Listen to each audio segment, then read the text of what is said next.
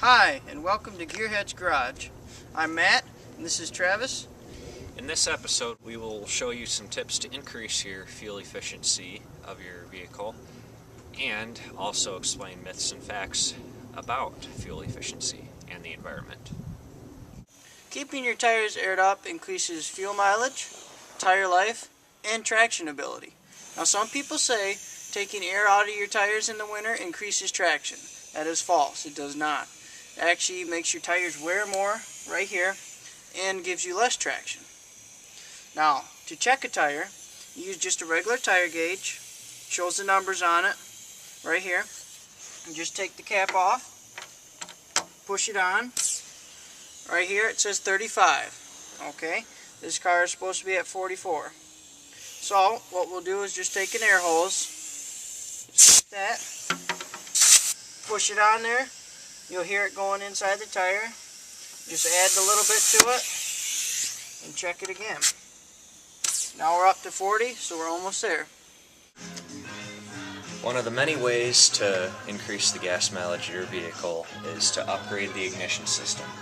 This is a 302 Ford motor. It's a small block V8.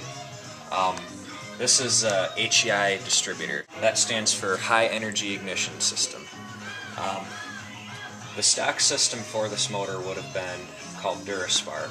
Now the HEI was originally a GM designed, but it was an extremely dependable system, and there are now aftermarket companies making these distributors for Ford motors. With this type of ignition system, it releases a higher voltage to the spark plugs. The spark plugs are what ignite the gas in the engine. The stock system only puts out about 30,000 volts.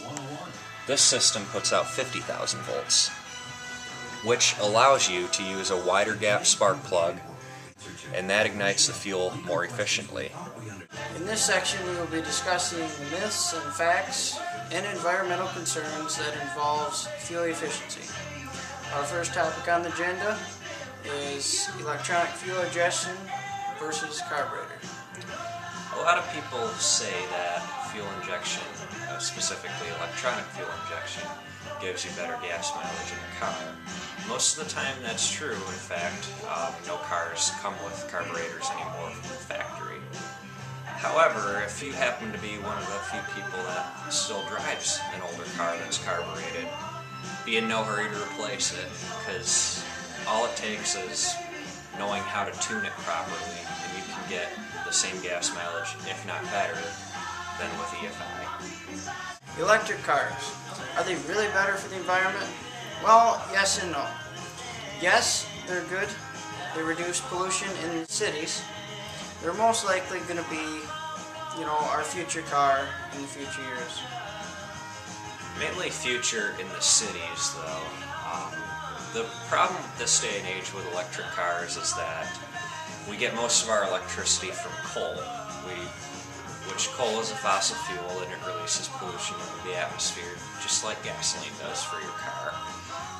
The process of getting the electricity to your car to charge your batteries is very inefficient.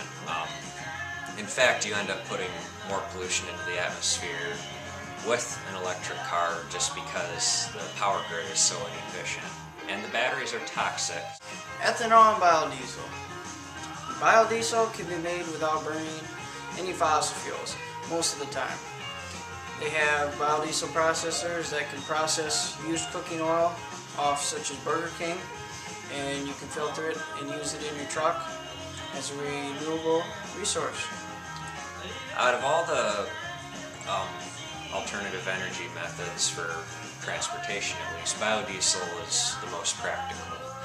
We have a lot of cooking oil that goes to waste that can be extremely efficiently converted into biodiesel. Ethanol, on the other hand, is not very environmentally friendly. It is when it's burned, but to create the ethanol, it takes way too many gallons of regular fuel to produce that 1 gallon of clean burning fuel. The problem with it is to grow the crops that we make ethanol out of. We make it primarily out of corn. We could make it more efficiently out of sugarcane, but it still is too inefficient to make. out of corn, just the cost of cultivating the corn, growing it, and to process that corn into ethanol takes the equivalent of 65 gallons of gasoline just to make 1 gallon of ethanol. Alright, our last one on the list is driving habits. If you have a lead foot, you better listen up. Having a lead foot is really bad because it can put more wear on your car. That means costing you more money in repairs and downtime that you're not able to use your car. And also, just accelerating hard for no reason. It takes more gas to accelerate. Pretty simple. And also going the speed limit, especially on the expressways. In fact, they give you a range from 55 to 70 miles an hour. There's really no reason to exceed 70 on the expressway anyway. But I've actually experimented with my car. My Taurus, actually, it normally gets 24 miles per gallon on the expressway at 70.